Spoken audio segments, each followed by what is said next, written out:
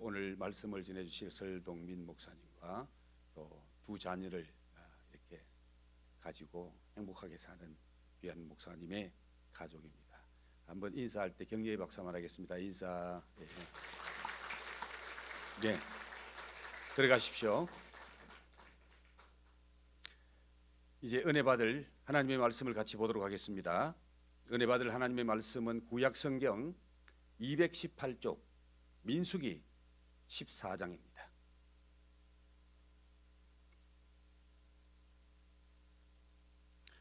민수기 14장 얻으셨으면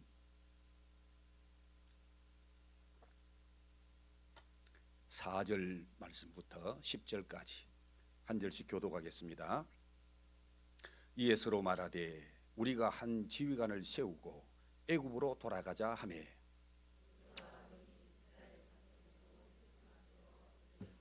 그 땅을 정탐한 자 중 눈의 아들 여호수아와 여분네의 아들 갈렙이 자기들의 옷을 찢고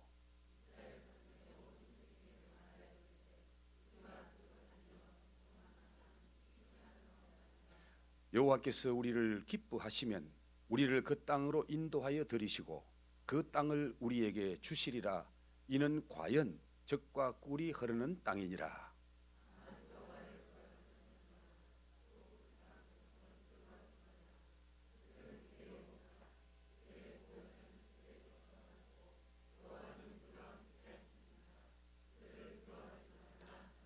다 함께 봉독합니다. 온 회중이 그들을 돌로 치려 하는데 그때에 여호와의 영광이 회막에서 이스라엘 모든 자손에게 나타나시니라. 아멘.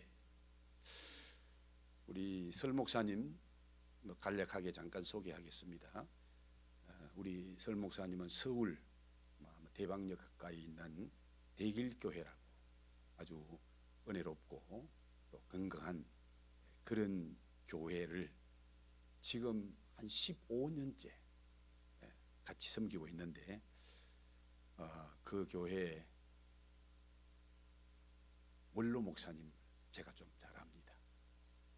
그 원로 목사님이 설 목사님을 소개하기를 부교육자와 담임교육자가 아니라 우리는 가족입니다. 그렇게 소개를 하시더라고요. 부교육자로서 한 교회 전도사, 강도사, 목사 계속해서 섬겨오는 것은 이게 보통 어려운 일이 아니죠. 그러나 교회의 여러 가지 일들 때문에 우리 설 목사님은 교회의 어려움이 다 지나가고 또 교회 건축이 다 끝나고 그럴 때에 옮기겠노라고 각오를 하시고 지금까지 잘 섬겨오는 그런 귀한 목사님이고 또 부교육자 생활을 좀 오래 하면서 많은 경험을 가진 그런 목사님이신데 오늘 이렇게 우리 교회에 오셔서 말씀 전하게 되셨는데 열린 마음으로 사모하는 마음으로 우리 설 목사님을 통해서 큰 은혜 받았으면 좋겠습니다. 이제 목사님 앞으로 나오시고요. 오늘 함께 봉독한 이 말씀 중심에서 사랑을 받기에 가치가 있다. 사랑을 받기에 가치가 있다. 이런 지하에 말씀 전하실 때 우리 모두 다 큰 은혜 받으시기 바랍니다.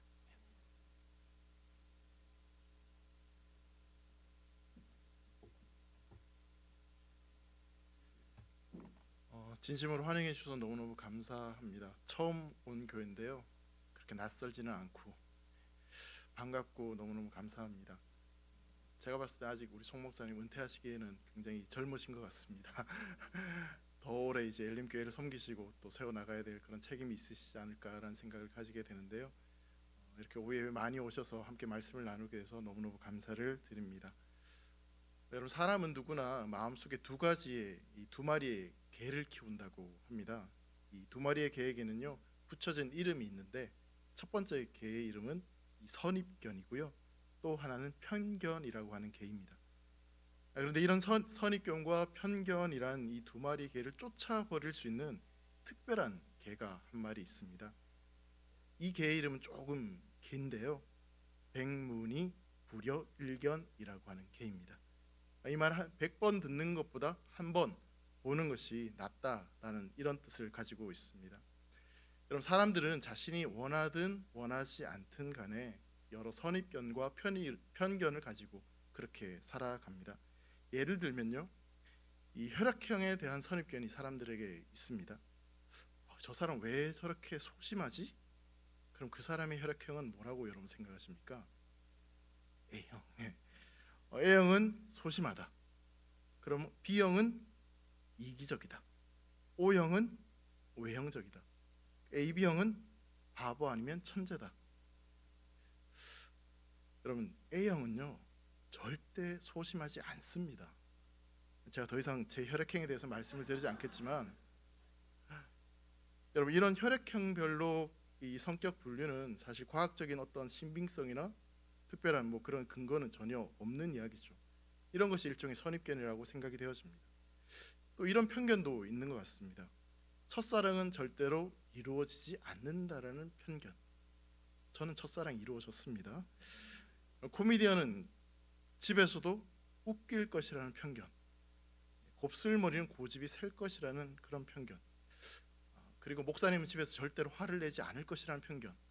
여러분, 이건 진짜 편견입니다. 집에서 똑같이 화를 냅니다. 여러분, 사실 이러한 선입견과 편견이라는 것은 이 지식이나 경험 그리고 어떤 관심에 의해 만들어지는 것이기 때문에, 사람이 전혀 관심이 없고 또 지식이 없다면 모를까 이 지식과 판단력이 있는 한 모든 사람들에게는 이 선입견과 편견이 있기 마련입니다. 그런데 이러한 선입견과 편견의 그 문제가 뭐냐면, 이런 선입견과 편견 때문에 이 사람들은 자기가 보고 싶은 것만 보게 되고, 또 그것이 진실이 아님에도 불구하고 이 선입견과 편견을 지나면서 마치 그것이 진실인 것처럼 그렇게 판단을 내리는 경우들이 있다라는 것입니다. 그럼 오늘 우리가 함께 읽었던 말씀은 가나안 정탐에 관련된 말씀입니다. 여러분, 이 말씀을 우리가 함께 나누면서요, 하나님의 약속과 하나님의 신실하심을 믿지 못하게 하는 우리 안에 있는 어떤 선입견과 편견들이 있다면, 그 넘어서 일하시는, 역사하시는 하나님의 놀라운 일하심과 그 약속을 발견할 수 있는 은혜가 있기를 주의 이름으로 축원합니다. 혈액형은 A형이고 머리는 곱슬머리이고 서울에서 온 어떤 낯선 목사가 설교를 잘하나 못하나 점수 매기듯이 보지 마시고, 이 말씀 속에서 하나님께서 나에게 어떤 말씀을 주시는지, 어떠한 은혜를 주시는지를 여러분들이 깊이 경험할 수 있는 복된 시간이 되기를 주의 이름으로 축복합니다. 여러분, 모세는요 12명의 정탐꾼을 뽑아서 가나안에 정탐을 보내게 됩니다.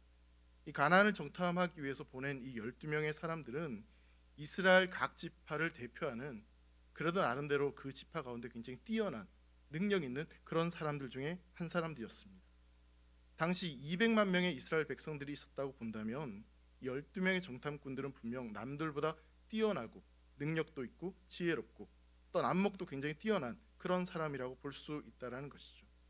모세는 이 정탐꾼들이 이 가나안 땅을 정탐하고 난 뒤에 그들이 보고하는 내용들을 이스라엘 백성들이 들으면서 어떤 그들이 가진 어떤 권위와 영향력이 백성들에게 좋은 영향력을 끼칠 것을 그렇게 기대했을 것입니다.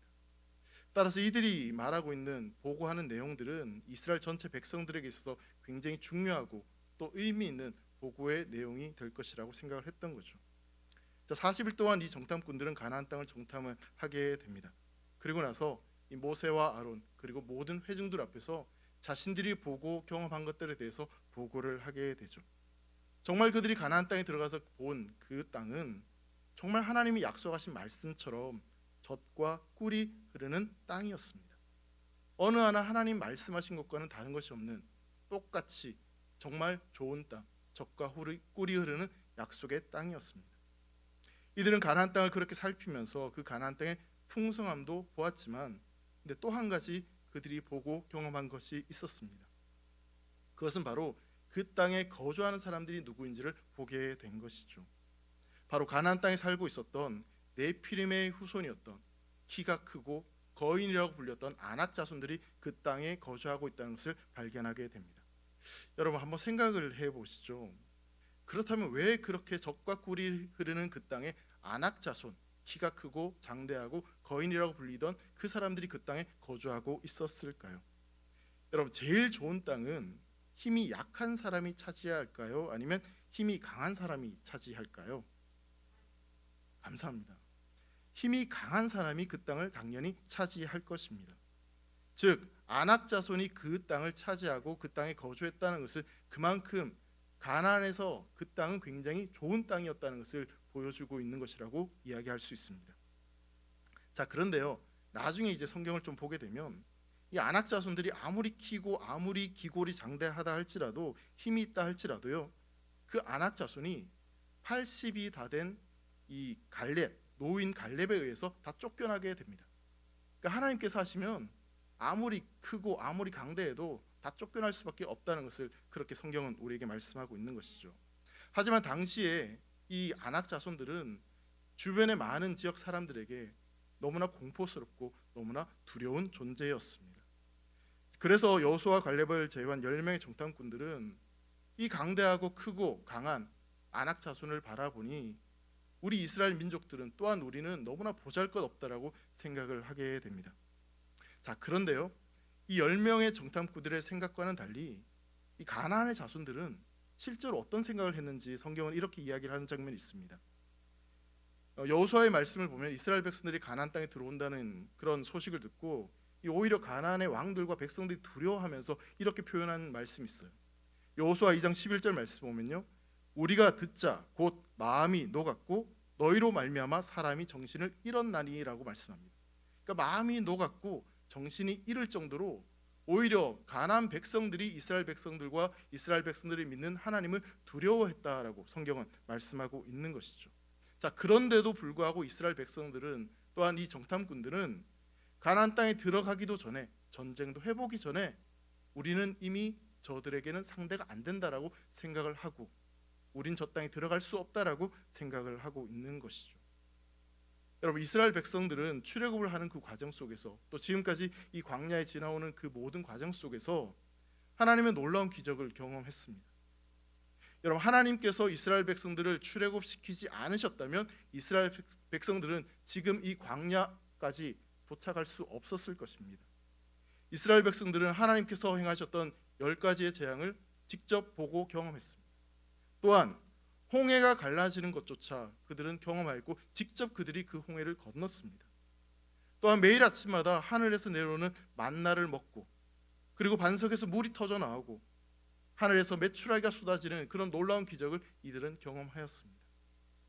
만약 이들이 이 정탐의 보고를 낮에 하고 있었다면 지금 그들은 신기한 구름 기둥으로 덮여있는 그늘을 경험하고 있을 것입니다. 혹시나 밤이었다면 그 밤 역시 정말 상상할 수도 없었던 불기둥의 보호를 받으면서 이들은 이 보고 내용을 이야기하고 있었을 것입니다. 즉 이들은 지금 하나님의 기적 앞에서 하나님께서 행하신 놀라운 그 기적들 앞에서도 여전히 불평하고 또 믿지 못하는 그런 보고의 내용을 하고 있다는 것을 보게 되는 것이죠.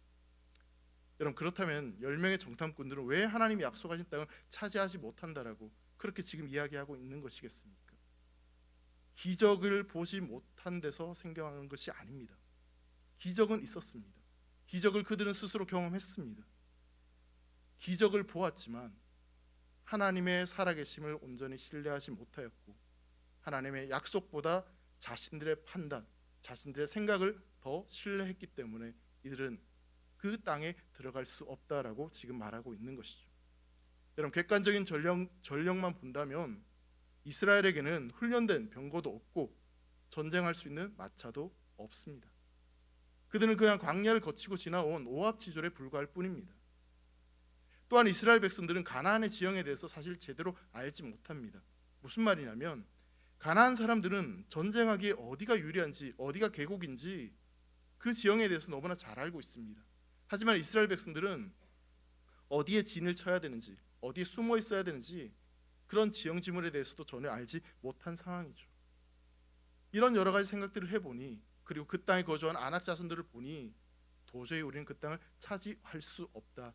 두려움이 그들의 마음을 사로잡았던 것입니다. 그 두려움에 사로잡힌 나머지 그 적과 꿀이 흐르는 땅을 향해서 이 정탐꾼들은 어떤 이야기를 하냐면요, 민수기 13장 32절 말씀 보면 이렇게 말씀합니다. 이스라엘 자손 앞에서 그 정탐한 땅을 악평하여 이르되 우리가 두루 다니며 정탐한 땅은 그 거주민을 삼키는 땅이요라고 이야기합니다. 악평합니다. 그리고 그 땅은 우리를 삼키는 땅이다라고 말씀하고 있습니다. 그런데 여러분 27절 앞절에 보면요, 이들이 뭐라고 가나안 땅에 대해서 이야기를 하냐면 모세에게 말하여 이르되 당신이 우리를 보낸 땅에 간즉 과연 그 땅에 젖과 꿀이 흐르는데 이것은 그 땅의 과일입니다라고 직접 그 땅에서 가져온 과일을 보여줬습니다. 자, 그런데 정말 하나님이 약속하시고 젖과 꿀이 흐르는 그런 땅이었음에도 불구하고 광야와는 비교할 수도 없는, 그리고 애굽의 노예 생활과는 비교할 수 없는 그런 땅이었음에도 불구하고 여호수아와 갈렙이 이제 그 땅을 차지하자, 그 땅에 들어가자 그렇게 하니 갑자기 두려운 마음이 그들에게 찾아오게 되었고, 그래서 우리는 가나안 땅을 정복할 수 없다 그렇게 이야기를 하고 있는 것입니다. 거기다가요, 이제 우리가 오늘 읽었던 14장 4절 말씀 보면요, 뭐라고 이야기하냐면 애굽으로 돌아가자라고 이야기합니다. 애굽으로 돌아가자. 3절에서도요, 애굽으로 돌아가는 것이 더 좋겠다, 낫겠다. 무슨 말입니까? 애굽으로 돌아가자. 진짜 애굽으로 돌아갔으면 좋겠다라고 이야기를 하고 있는 것이죠. 여러분, 애굽은요, 이스라엘이 430년 동안 노예로 압제와 핍박과 어려움을 당했던 땅입니다. 그런데 어떻게 그곳으로 다시 돌아가자라고 이야기를 하고 있는 겁니까?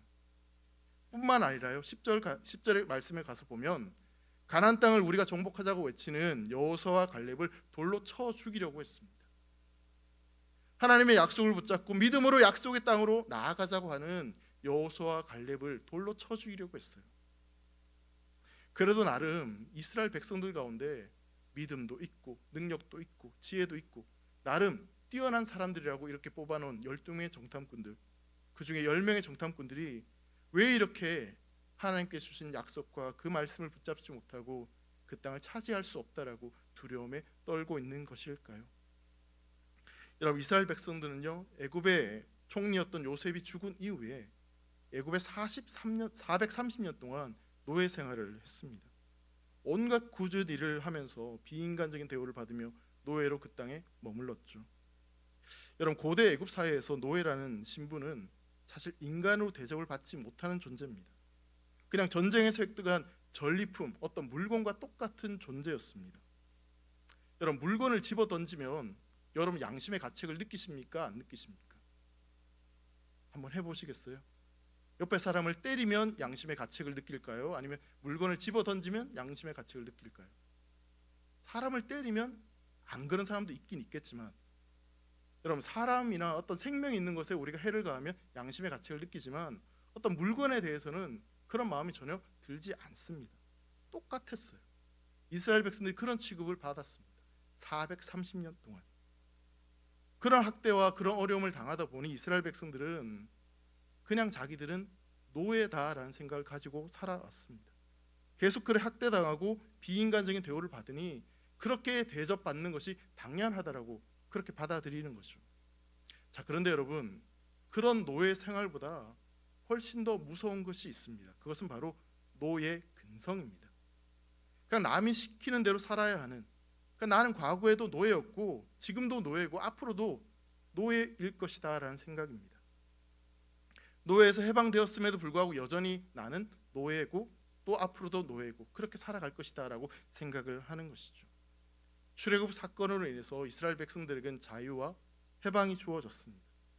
그런데 이스라엘 백성들은 여전히 이 정신적으로 영적으로 노예와도 같은 그런 태도를 가지고 있습니다. 여러분, 이것은요, 예수님을 믿기 전 죄와 사망의 법에 매여 있던 우리가 여전히 그 죄와 사망의 법에 매여서 죄의 노예로 살아가는 모습과 똑같다라고 볼 수 있습니다. 여러분, 이 노예 근성과 비슷한 개념이 심리학 개념 가운데 하나 있습니다. 그건 바로 학습된 무기력이라고 하는 개념입니다. 여러 번의 실패가 계속해서 반복되면 아무리 내가 노력해도 그 결과를 나의 힘으로는 바꿀 수 없다. 결국에는 변화에 대한 의지가 사라지는 것이 바로 학습된 무기력이라는 개념입니다. 학습된 무기력은 내가 피할 수 없거나 내가 극복할 수 없는 환경에 반복적으로 노출될 때 그런 마음이 생기기 마련입니다. 처음에는 어떻게든 이 모든 걸 바꿔보려고 노력하지만 근데 아무리 노력해도 아무리 발버둥쳐도 제자리에 머물러 버리면 더 이상 그 노력도 하지 않게 되고 그냥 나는 이대로 살아가야 되는구나 그렇게 생각을 하게 되는 거죠. 여러분, 이 학습된 무기력과 관련돼서 굉장히 좀 이해하기 쉬운 그런 예화가 있습니다. 그럼 서커스단에서요 코끼리를 길들이는 과정을 보면 이 어린 코끼리를 처음 데려와서 다리에 튼튼한 쇠사슬을 채운 다음에 아주 튼튼한 말뚝에 그 발목을 채워버립니다. 그럼 처음에는 코끼리가 답답해서 막 발버둥 치면서 벗어나려고 애를 막 쓰죠.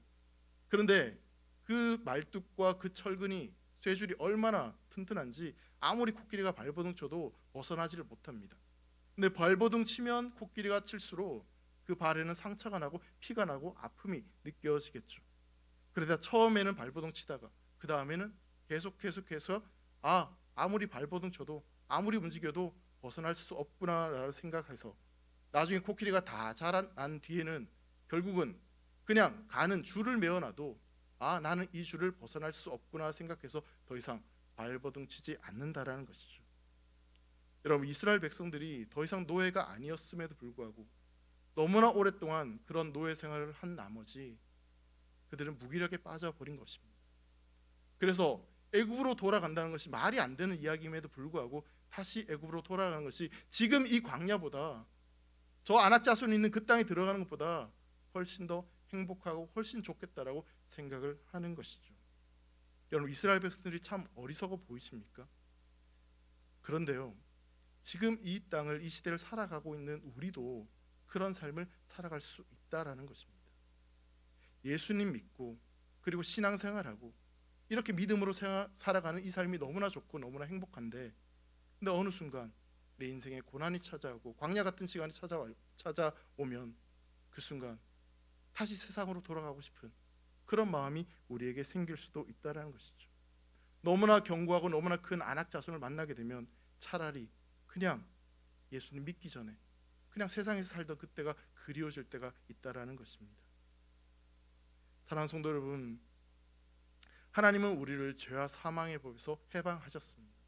그래서 우리를 하나님의 자녀로, 하나님의 백성으로 불러주셨습니다. 그렇다면 우리의 신분은 더 이상 노예가 아니라 하나님의 자녀임을 꼭 믿으시기 바랍니다. 이스라엘 백성들은요, 노예가 아니라 하나님이 사랑하셔서 하나님이 택하셔서 하나님이 부르신 하나님의 백성입니다. 그러하기에 안악자손이 아무리 거대할지라도 하나님이 부르셨고 하나님 택하시기에 이스라엘 백성들 그 땅을 차지할 수 있는 믿음을 가졌어야만 했습니다. 하지만 그들은 애굽으로 돌아가겠다라고 여전히 그 노예 근성, 무기력에 빠진 채 그 땅에 들어가지 못하는 그런 안타까운 모습을 발견하게 되는 것이죠.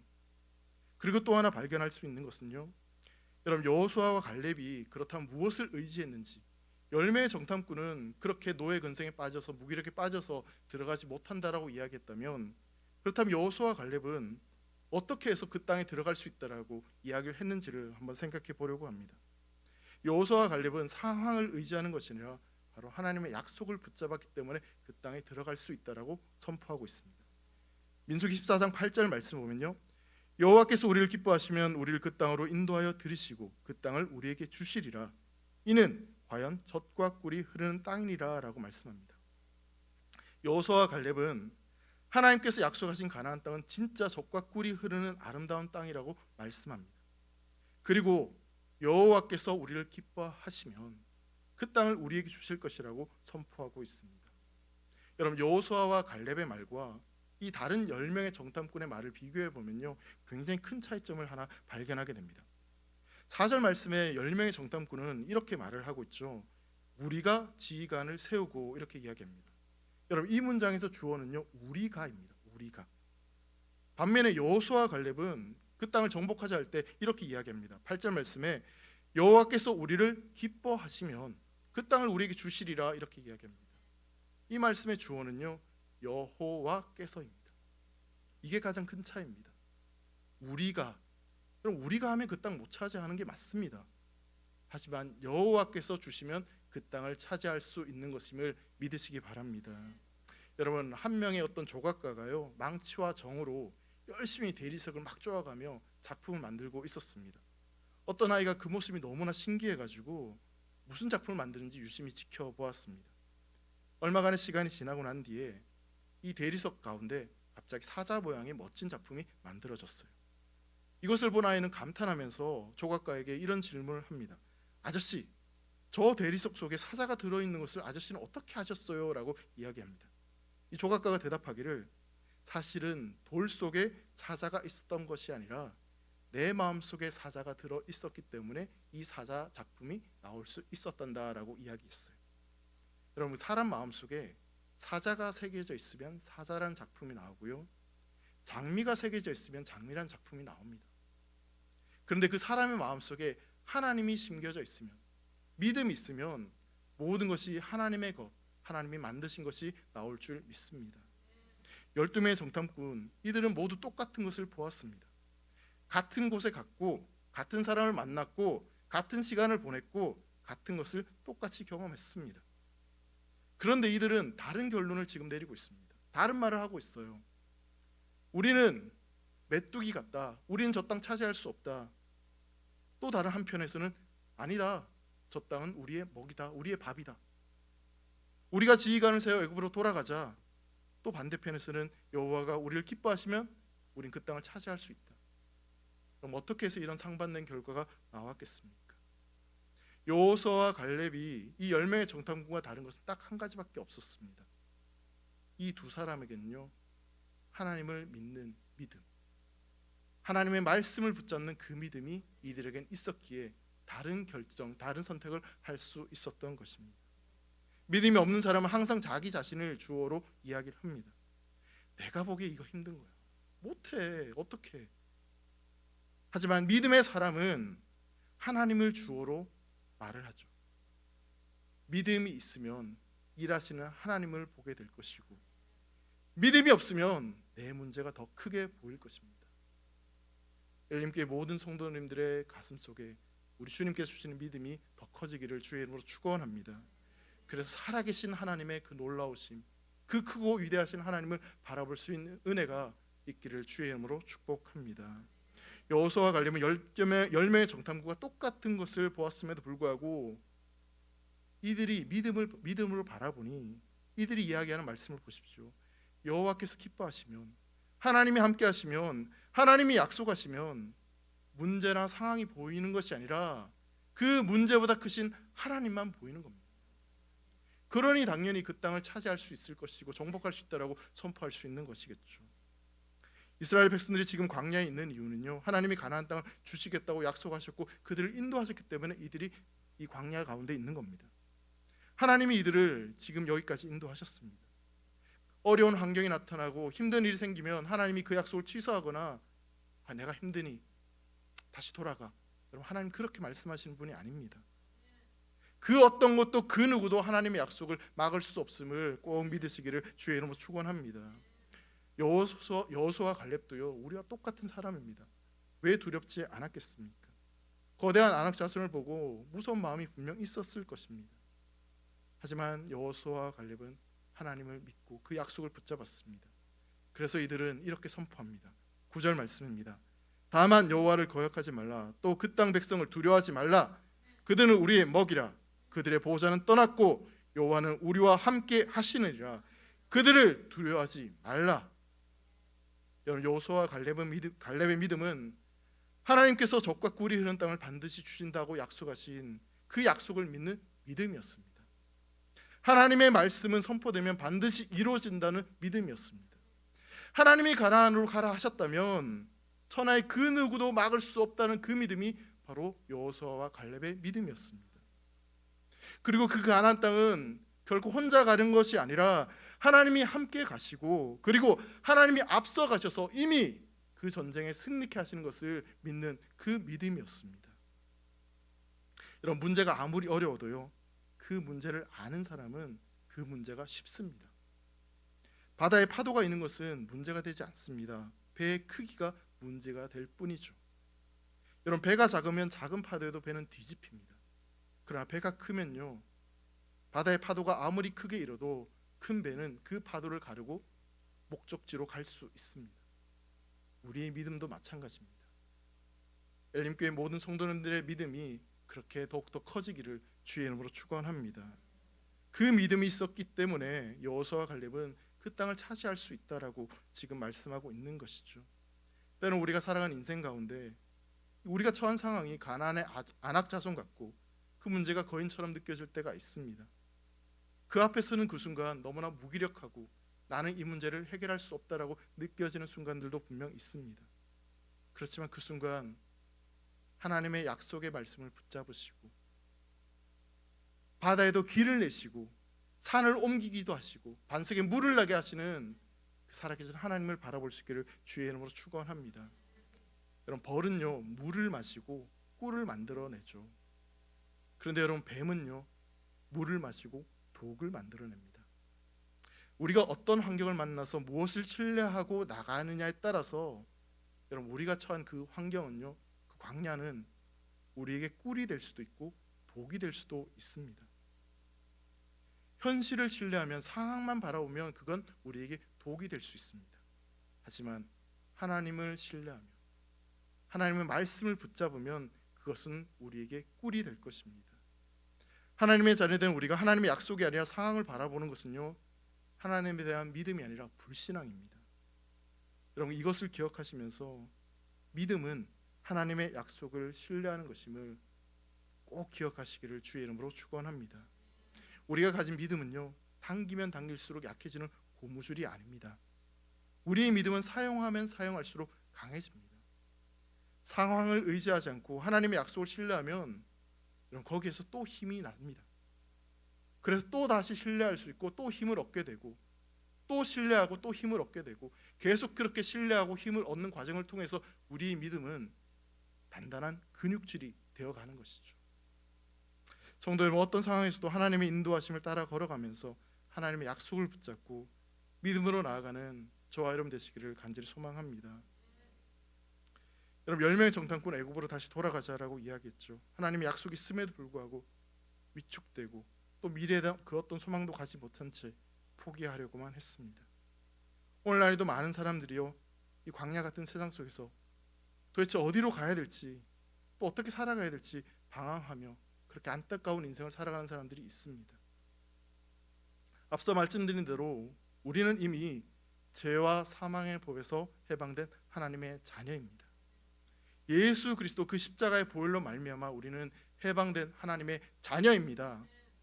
로마서 5장 8절 말씀에요, 우리가 아직 죄인 되었을 때 그리스도께서 우리를 위하여 죽으심으로 하나님께서 우리에 대한 자기의 사랑을 확정하셨다라고 말씀합니다.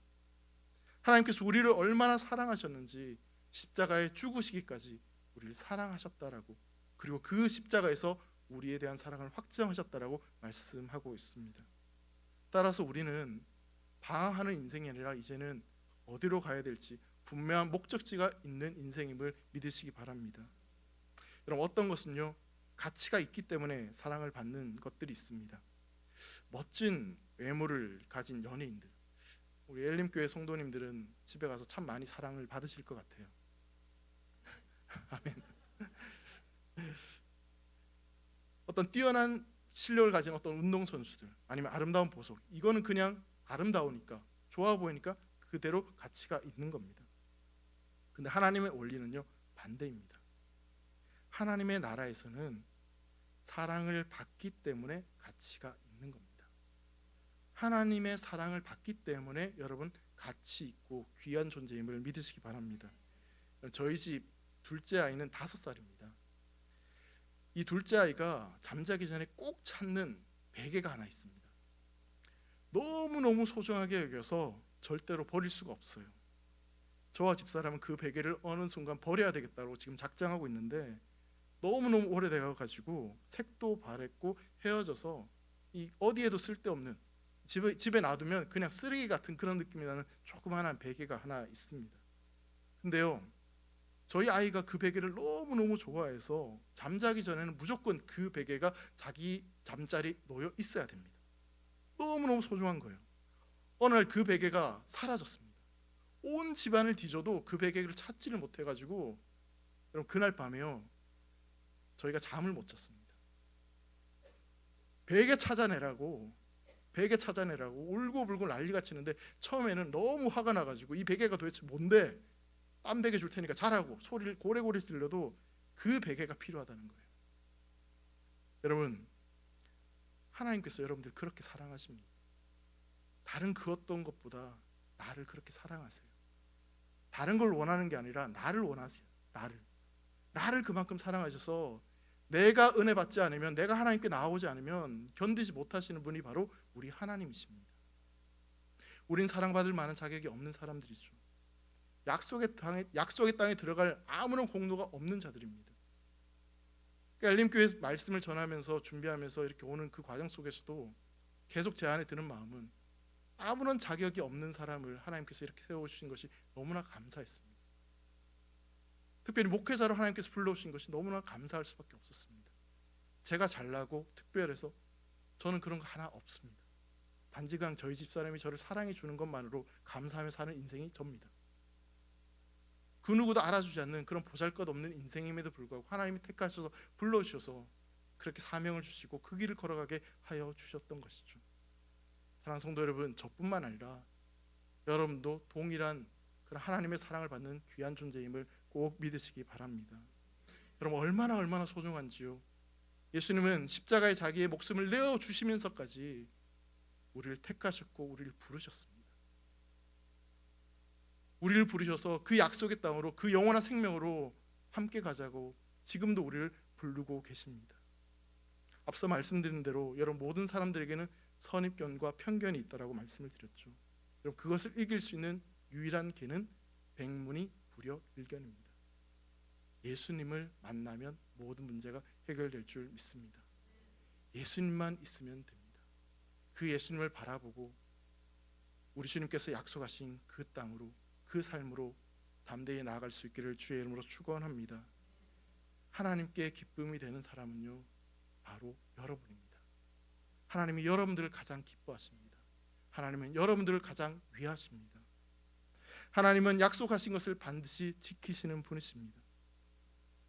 우리에게 행하신 그 약속의 말씀을 반드시 지키시는 그 하나님을 바라보고 우리 인생 가운데 그 어떤 어려움과 고난과 핍박이 있다 할지라도 그것을 뚫고 이기고 약속의 땅으로 담대히 나아갈 수 있는 엘림교회 모든 성도들 되시기를 주의 이름으로 축원합니다.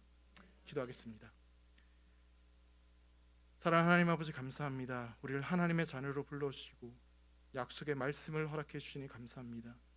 때로는 우리의 모습이 너무나 보잘것없고 초라해 보여서 우리 앞에 놓여진 그 상황과 그 어려움들이 너무나 커 보여서 좌절하고 쓰러지고 멈추고 돌아가고 싶을 때가 있지만, 다시 한번 우리에게 주신 이 약속의 말씀을 붙잡고 약속의 땅으로 믿음으로 나아갈 수 있는 엘림교회 성도님 되도록 축복하여 주시옵소서. 하나님께서 이곳에 엘림교회를 세워주시고 또 귀한 목사님을 통해서 성도들이 은혜를 받고 또 그 약속 땅으로 전진하게 하셨사오니 앞으로 이 엘림교회가 나아가는 그 모든 발걸음 속에서도 하나님이 영광 받아주시고 하나님이 기뻐하시는 교회, 정말 이 땅에, 이 세상에 오아시스와 같은 그런 아름다운 교회로 세워질 수 있도록 축복하여 주시옵소서. 감사하며 사랑하는 예수님의 이름으로 기도합니다. 아멘.